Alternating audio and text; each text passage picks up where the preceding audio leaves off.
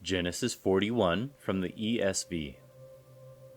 After 2 whole years, Pharaoh dreamed that he was standing by the Nile, and behold, there came up out of the Nile 7 cows, attractive and plump, and they fed in the reed grass. And behold, 7 other cows, ugly and thin, came up out of the Nile after them, and stood by the other cows on the bank of the Nile. And the ugly thin cows ate up the 7 attractive plump cows, and Pharaoh awoke. And he fell asleep and dreamed a second time. And behold, 7 ears of grain, plump and good, were growing on one stalk. And behold, after them sprouted 7 ears, thin and blighted by the east wind. And the thin ears swallowed up the 7 plump full ears. And Pharaoh awoke, and behold, it was a dream. So in the morning his spirit was troubled, and he sent and called for all the magicians of Egypt and all its wise men. Pharaoh told them his dreams, but there was none who could interpret them to Pharaoh. Then the chief cupbearer said to Pharaoh, I remember my offenses today, when Pharaoh was angry with his servants and put me and the chief baker in custody in the house of the captain of the guard. We dreamed on the same night, he and I, each having a dream with its own interpretation. A young Hebrew was there with us, a servant of the captain of the guard. When we told him, he interpreted our dreams to us, giving an interpretation to each man according to his dream. And as he interpreted to us, so it came about. I was restored to my office, and the baker was hanged.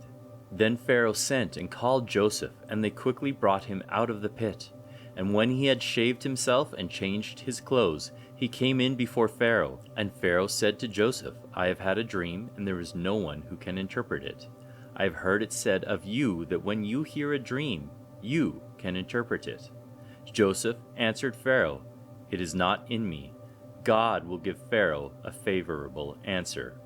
Then Pharaoh said to Joseph, Behold, in my dream I was standing on the banks of the Nile. 7 cows, plump and attractive, came up out of the Nile and fed in the reed grass. 7 other cows came up after them, poor and very ugly and thin, such as I had never seen in all the land of Egypt. And the thin, ugly cows ate up the first 7 plump cows, but when they had eaten them, no one would have known that they had eaten them, for they were still as ugly as at the beginning. Then I awoke. I also saw in my dream 7 ears growing on one stalk, full and good. 7 ears, withered, thin, and blighted by the east wind, sprouted after them, and the thin ears swallowed up the 7 good ears. And I told it to the magicians, but there was no one who could explain it to me. Then Joseph said to Pharaoh, The dreams of Pharaoh are one. God has revealed to Pharaoh what he is about to do. The 7 good cows are 7 years, and the 7 good ears are 7 years. The dreams are one. The 7 lean and ugly cows that came up after them are 7 years, and the 7 empty ears, blighted by the east wind, are also 7 years of famine. It is as I told Pharaoh. God has shown to Pharaoh what he is about to do. There will come 7 years of great plenty throughout all the land of Egypt, but after them there will arise 7 years of famine, and all the plenty will be forgotten in the land of Egypt. The famine will consume the land, and the plenty will be unknown in the land by reason of the famine that will follow, for it will be very severe. And the doubling of Pharaoh's dream means that the thing is fixed by God, and God will shortly bring it about. Now therefore, let Pharaoh select a discerning and wise man and set him over the land of Egypt. Let Pharaoh proceed to appoint overseers over the land, and take 1/5 of the produce of the land of Egypt during the 7 plentiful years. And let them gather all the food of these good years that are coming, and store up grain under the authority of Pharaoh for food in the cities, and let them keep it. That food shall be a reserve for the land against the 7 years of famine that are to occur in the land of Egypt, so that the land may not perish through the famine.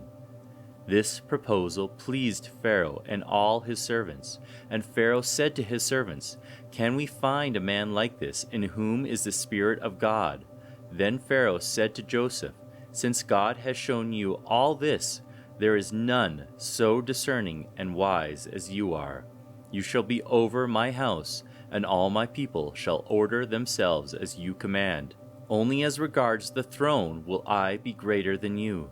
And Pharaoh said to Joseph, "See, I have set you over all the land of Egypt."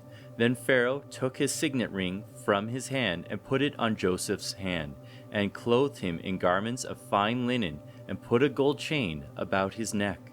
And he made him ride in his second chariot. And they called out before him, "Bow the knee." Thus he set him over all the land of Egypt. Moreover, Pharaoh said to Joseph, "I am Pharaoh, and without your consent no one shall lift up a hand or foot in all the land of Egypt." And Pharaoh called Joseph's name Zaphenath-Paneah, and he gave him in marriage Asenath, the daughter of Potiphera, priest of On. So Joseph went out over the land of Egypt. Joseph was 30 years old when he entered the service of Pharaoh, king of Egypt. And Joseph went out from the presence of Pharaoh and went through all the land of Egypt. During the 7 plentiful years, the earth produced abundantly, and he gathered up all the food of these 7 years, which occurred in the land of Egypt, and put the food in the cities. He put in every city the food from the fields around it. And Joseph stored up grain in great abundance, like the sand of the sea, until he ceased to measure it, for it could not be measured. Before the year of famine came, 2 sons were born to Joseph. Asenath, the daughter of Potiphera, priest of On, bore them to him. Joseph called the name of the firstborn Manasseh, for, he said, "God has made me forget all my hardships and all my father's house." The name of the second he called Ephraim, for God has made me fruitful in the land of my affliction.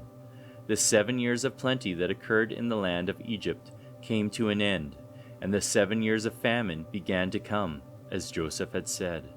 There was famine in all lands, but in all the land of Egypt there was bread.